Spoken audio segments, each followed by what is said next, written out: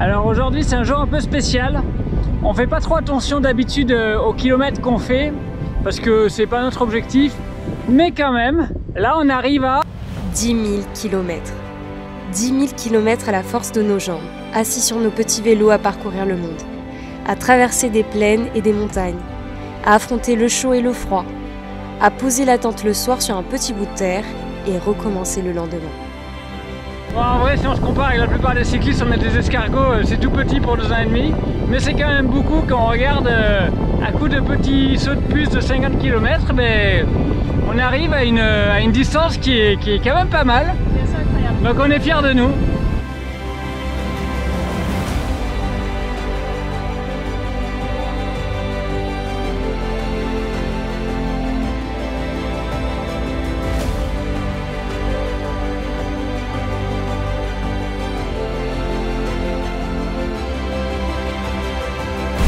On est à Mindouli, la ville de la poussière. Ça c'est la route principale et elle est faite de terre. Et quand tu roules, il y a plein de poussière qui se lève.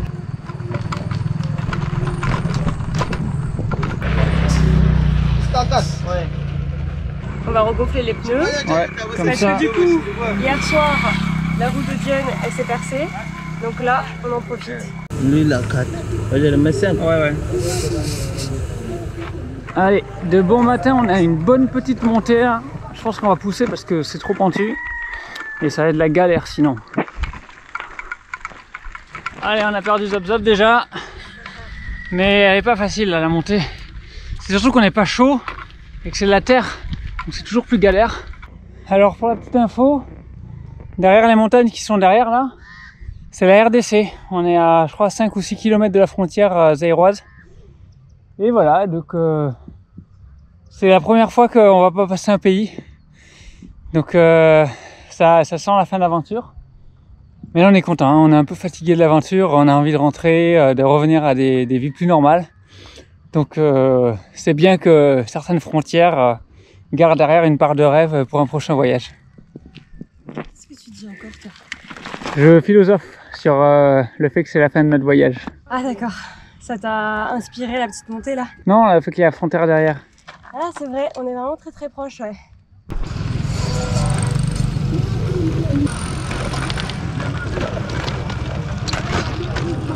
Bonjour. Ça va bien? Merci, ça va. Tu sens quand même qu'il y a la culture de la musique ici. Genre, je sais pas, dans tous les pays d'Afrique qu'on a visité, sur les motos, il n'y a pas de musique. Et là, ici, il y a tout le temps de la musique sur les motos. Voilà.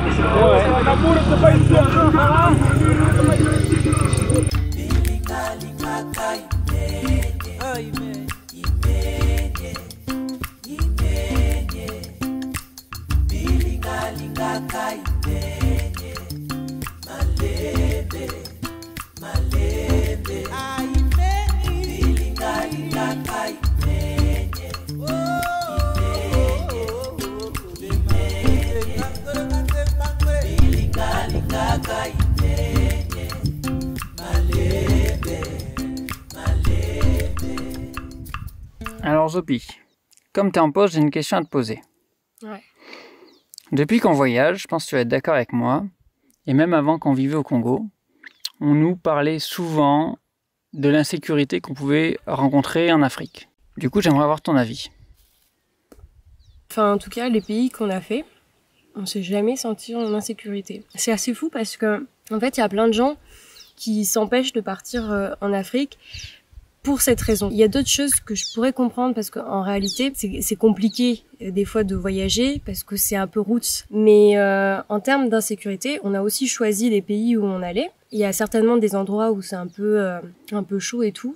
Oui, c'est vrai que par exemple le Nigeria, on l'a évité parce qu'on sait que ça peut être compliqué. Voilà, c'est ça. De tous les pays qu'on a fait, non, pas du tout. Et même des fois, au contraire, en fait, comme les gens sur place savent qu'il y a aussi une image qui est très négative, qui est relayée dans les médias en Europe. Ils font encore plus attention à nous et s'assurent des fois, on se sent bien. Et donc voilà. Donc nous, en tout cas, après 9 mois, 10 mois de voyage, on n'a pas eu ce sentiment d'insécurité. Il y a eu une fois où je ne me suis pas sentie en sécurité, mais c'est une fois sur 10 mois. Et je veux dire, ça, tu peux le ressentir pareil en Europe, en France, chez toi, tu vois, genre. Donc voilà. c'est vrai que c'est un sujet qui est vachement important pour nous parce que on avait ce gap quand on rentrait du Congo en vacances et qu'il y a des gens qui pensaient que le Congo c'était ultra dangereux et tout ça. Bon, déjà il y a 2 Congos et celui dans lequel nous on était, il y a rien à craindre. Mais c'est vrai que il y a une image de l'Afrique qu'on a vue de manière récurrente en France. C'est-à-dire qu'il y a beaucoup de gens qui ont le sentiment que c'est dangereux de voyager en Afrique. Il y en a même qui pensent que l'Afrique c'est quelque chose de complètement uniforme, comme si c'était un seul pays.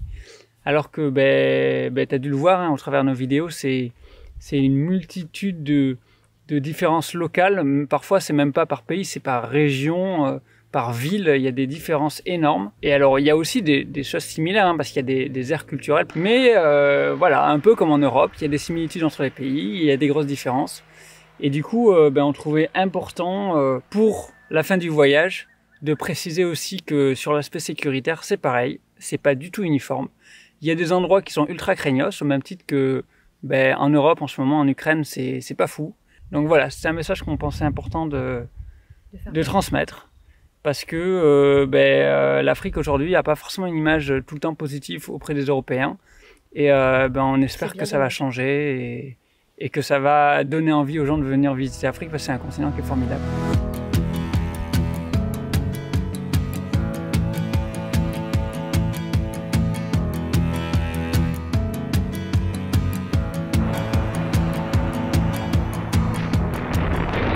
Toute la matinée et là il y a tous les gens qui viennent de la route de Pointe-Noire qui arrivent en même temps. C'est beaucoup moins drôle. Ils dépassent de partout, ils sont surchargés donc il peut toujours y avoir un truc qui tombe. C'est beaucoup plus agréable.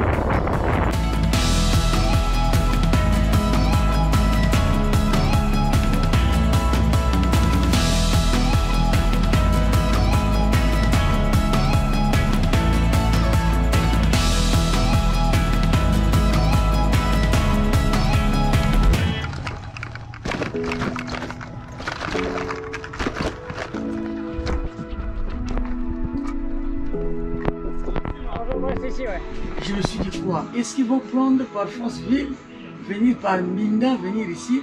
Mais après tout, en fait.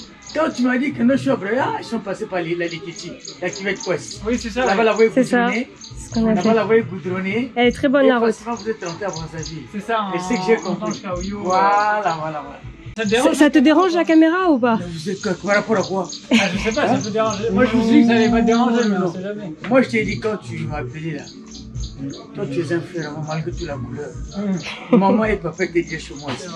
Toi, venez donc de rue, tu vas mener ma case. Hé, Jonathan, toi là. Toi et moi, on avait préparé Apona chez toi.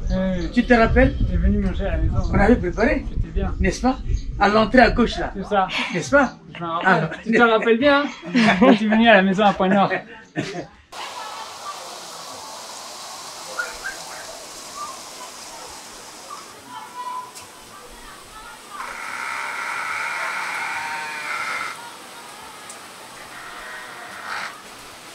Bon, on peut bien parier que là, il va pleuvoir. Il y a beaucoup de vent, il y a toujours beaucoup de vent avant qu'il y ait de la pluie. Et puis les nuages, ils ont l'air quand même assez chargés.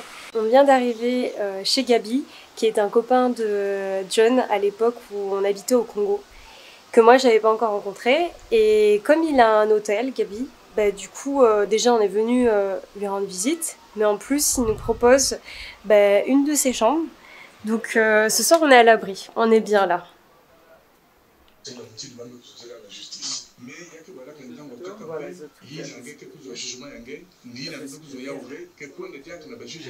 Là c'est la maman de Patrick qui est parti en Angleterre. C'est quoi? C'est les photos de mes parents quand ils sont venus il y a 4 ans maintenant. Ah c'est pas vrai? Si. Regarde la maman à Jonathan là. Ah oui. Conduit par moi-même sur la moto là. C'est vrai. Et moi j'avais dit, toi petit tu connais pas bien la moto, tu amènes le vieux papa là. Le vieux papa. Moi j'amène maman, je connais moins maîtriser la moto, moi-même je l'amène. Là il n'y a pas de risque. Mais pour le vieux papa c'est pas grave. Ouais, lui il peut tomber, pas de problème. Et tout s'est bien passé. Oh, ils ont passé un bon séjour. Bon. Pendant que les parents sont derrière, un ami à lui qui l'a engueulé. Pourquoi tu as envoyé tes parents là-bas, tu connais pas là-bas, tu n'as jamais été. Moi, il m'avait fait confiance. Ils sont arrivés, on a passé déjà un bon séjour. Et on a dormi et le lendemain, ils sont repartis à Kono. C'est ça. En toute sécurité. Toute sécurité. Je vais te présenter mon livre d'or. Ton livre d'or. Oui. Voilà, Ton livre d'or. où tout le monde griffonne là. Attendez, j'arrive. Ah, j'ai dit griffonner dessus déjà alors. T'as déjà griffonné? Moi, je suis sûr. Attendez, j'arrive. Ah oui, parce À qu'à l'époque, l'époque, je parlais Kituba. J'avais écrit tout le mot en tu peux Kituba. préciser ce que c'est que le Kituba, ça vient de... Kituba, c'est un mélange de Kikongo et de français, c'est ça Du hein? Congo et Lingala. Et Lingala. Et Voilà. de français aussi. Voilà, français, c'est quelques mots français. C'est une Oui. sorte de créole en fait. Voilà. Et c'est la langue qui est parlée dans le sud du Congo. Ah. Et comme j'y avais travaillé pendant 3 ans, ben, j'ai appris un peu pour s'intégrer. Et donc là, on vient de trouver un mot que j'avais écrit où j'avais fait une page entière en Kituba. J'ai dû faire des fautes. Hein. Non, moi je connais pas. Kasi, Mukena Kilangi Mingi maintenant, Muzaba Mbouala Nange, Napangi Nange. Mais maintenant, j'ai beaucoup de joie car je connais ton village et je connais tes amis. Ça Mukezola Butuka Nalutete, Fwamingi Natala Montagne Nakento Yamunu. Ah, j'aimerais venir à Lutete plusieurs fois. Voilà, avec ma femme. Pour voir les montagnes. Voilà, les montagnes là. Voilà. Ouais, c'est chose Les faite montagnes belles. maintenant. Voilà, c'est belle. J'avais déjà prédit.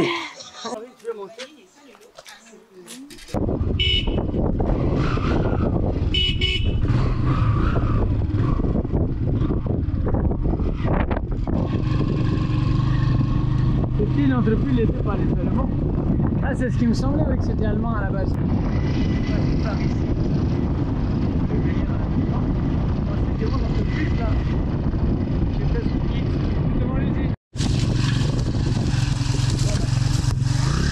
Donc là, on vient d'arriver sur la parcelle, le champ de Gabi. Et du coup, il a planté plein de choses. Et là, plutôt ce qu'on voit, c'est beaucoup d'ananas. Là, au loin, il y a du manioc. Il a dit qu'il voulait faire pousser aussi des patates douces. C'est où les orangers? Les orangers là. Ah. C'est le figuier. Il faudrait qu'on mette déjà quelqu'un ici. Les maniocs là-bas, si j'ai faim, bon, on prépare, on mange. Donc, plus tard qu'on reviendrait ici, c'est beaucoup de mangues. Les mangues sont là-bas. Tout ça là, c'est à toi? C'est à moi, oui. Et là, vous voyez les manguiers, tout. Bon. Ouais. Moi, c'est une façon de mettre le terrain là en valeur. C'est un investissement en fait. Voilà. Les ananas ou les mangues, ainsi de suite, s'il faudrait que ça produise. Vous voyez comment ça se passe chez nous, l'argent est difficile. Si tu ne te bats pas, tu ne cherches pas, ça ne passe pas. J'ai dit que j'ai déjà 3 ans, retraité, je n'ai aucun franc. Pendant ça, j'ai travaillé pendant 38 ans, fonctionnaire. Et du coup, quand tu dis tu mets en valeur, c'est pour le vendre après ou pour le garder pour toi quand même? Non, je mets le terrain en valeur dans le sens que si j'ai des grands problèmes, si j'ai une difficulté, mais je peux vendre le domaine puis je trouve de l'argent. C'est pas ça. Si c'est un terrain nu, on peut l'acheter à 1 million, mais si il y a tout ceci, il y a des corosoliers dans le milieu, il y a déjà des papayers, beaucoup de choses, beaucoup de mangues améliorées là. Les safoutiers sont là. Ah, aussi. Donc c'est un peu ton assurance retraite quoi. S'il faut le dire. Là c'est un trou de 7 mètres, faut pas tomber dedans. Voilà. Il faut attendre que cette vasière là soit pleine d'eau. Mais avec beaucoup de pluie, il y aura de l'eau ici. Mais je voulais qu'on ajoute encore pour qu'à pareil moment, les années à venir, il y aura de l'eau ici. D'accord. On va couvrir par une dalle, monter la dalle là, mettre les produits afin que l'eau là soit potable. Parce que sans la saison des pluies qui est en retard là, pour l'instant tu peux rien... Voilà, c'est ça. Bon, je pense qu'on peut partir les amis. C'était une petite promenade. C'est pour les souvenirs, c'est pour les meilleurs repis.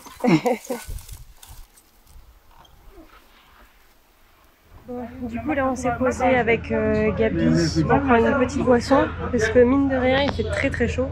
Comme on est en saison des pluies, quand il n'y a pas de pluie il y a un beau ciel bleu mais du coup aussi beaucoup de soleil donc ça tape très fort. Donc voilà, c'est la petite, le petit moment rafraîchissement. Maintenant vous allez faire comment? Vous partagez une seule bouteille. Voilà, on partage. Vous avez 2 bouches. 2 bouches mais une bouteille. Bon, maintenant je vais vous ajouter un peu plus, je vois c'est encore. Non, t'inquiète. Bon, à ton avis, le mayombe, ça... En gros, on va avoir une partie difficile qui s'appelle le mayombe juste avant Pointe Noire. Et Gabi, qui est grand connaisseur de la région, il va pouvoir nous dire comment ça va être. Pour un, lorsque vous allez partir de Dolisie, il faut quitter Dolisie très tôt le matin, afin que vous gravissiez la montagne de Masika. La plus grande montagne, la plus grande difficulté de la traversée du Mayombe. Parce que la montagne là se lève au moins plus de 10 ou 12 km. Sur 12 km, ça monte. La montée. Et ce qui est bien, c'est pas trop pointu. Et toutefois, quand vous allez dormir le Mayombe, prenez les précautions de vous lever très tôt. Parce que la circulation n'est pas trop intense. Sinon il n'y a pas tellement de danger. Et c'est surtout les montées. Tu as pas dit qu'on allait chier des bulles? Vous allez chier le verre. Vous allez chier le caca vert. Vous allez payer les peaux seront plus grasses là. Vous êtes presque vers la fin. Sur le téléphone, vous êtes à 70%. Ah, plus même, à 98%. Voilà, bientôt vous allez atteindre l'objectif. Vous arrivez déjà à Point Noir. C'est ça. Je ne m'attendais pas qu'on allait se voir. Et vous voilà. Et nous voilà. Pendant ce temps, tu avais déjà été ici. Tu as grippé dans mes livres d'or. C'est ça. Et tu as parlé de ta femme qu'un jour je reviendrai. Et vous voilà maintenant avec ta femme. Et papa et maman sont passés par ici. L'histoire était déjà écrite en fait. Voilà. Et tu as été, comme chez nous on le dit, un prophète. Un prophète. Voilà, très bien.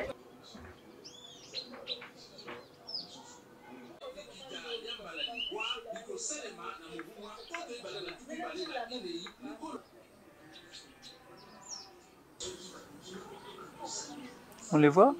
Ouais. Il y a plein de petites bêtes, des petits moustiques bleus. Je sais pas si ça pique ou pas. Ou si Tu c'est un verras pote. bien si ça te gratte ou pas. Ouais.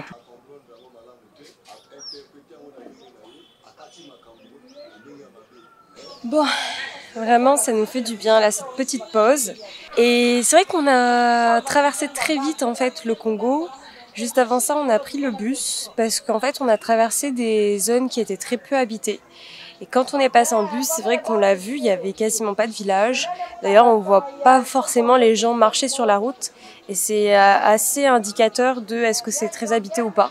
Là, par exemple, depuis qu'on a passé Brazzaville, en fait, sur la route, on croise constamment des gens qui vont d'un village à un autre ou qui vont au champ. Et donc, il y a de la vie. Voilà, aujourd'hui, on s'est reposé. On a quand même aussi visité l'UTT avec Gabi. Puis on a besoin de ce repos aussi parce que c'est bête, mais comme Gabi l'a dit, il y a le Mayombe. C'est une chaîne de montagnes qu'on doit traverser pour arriver à Point Noir. C'est pas des grandes montagnes, mais ça veut dire qu'on a quand même des bonnes montées à faire.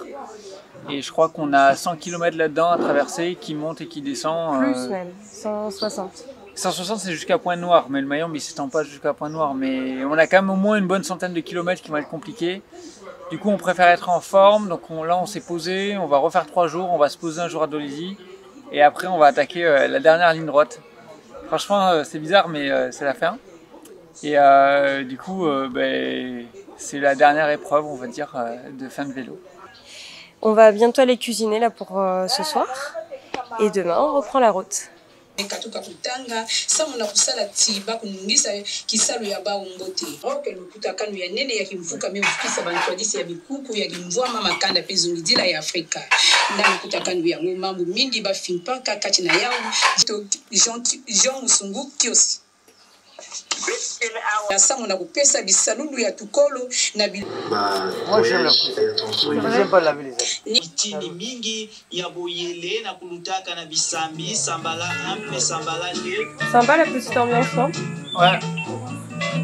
Ça c'est de la vieille musique congolaise ça. Trop bien.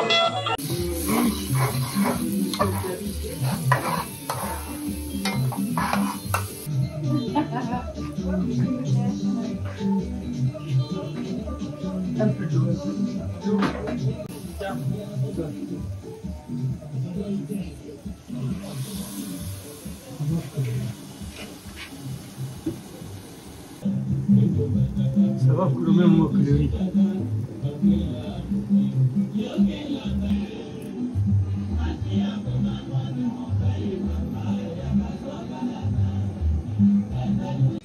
pense que c'est bon là. Il y a des aubergines, tu peux te rendre compte. Ouais mais ça a presque disparu là. Voilà, mais c'est là, dis donc, quand tu manges, ça goûte. Ça va être bon là, hein? Ouais. Bon, Gabi, Marine, bon appétit. Merci, merci, merci. Et merci à toi pour la cuisine. C'est même mieux, on dirait. Allez, là on est sur le départ. Gabi nous accompagne un petit peu en moto jusqu'à la route principale et après on repart. Il va même faire une petite partie de la route avec nous sur la route principale, mais à moto. Amema, bonjour. Bonjour le vieux. Comment tu vas? Ça va? C'est l'essentiel. Allez. Au revoir.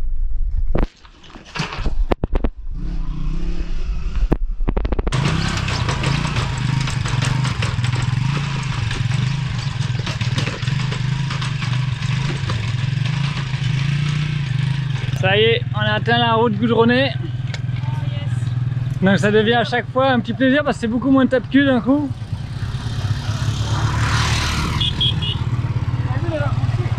Ouais, le raccourci est pas mal, hein? Oui, c'est tout vite. C'est plus vite de continuer l'usine là. Ouais. Bonjour.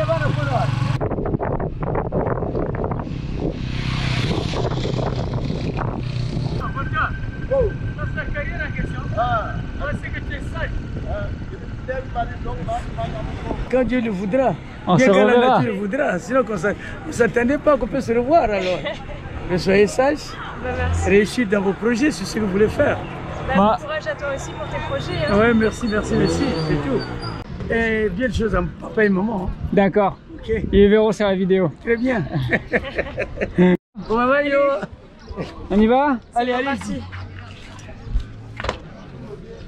Au revoir. Ciao, ciao, Gabi. Eh oui.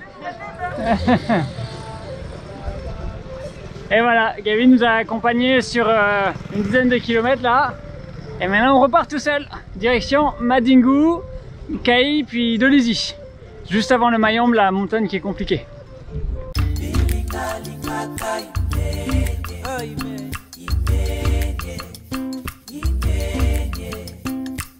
Linga linga kai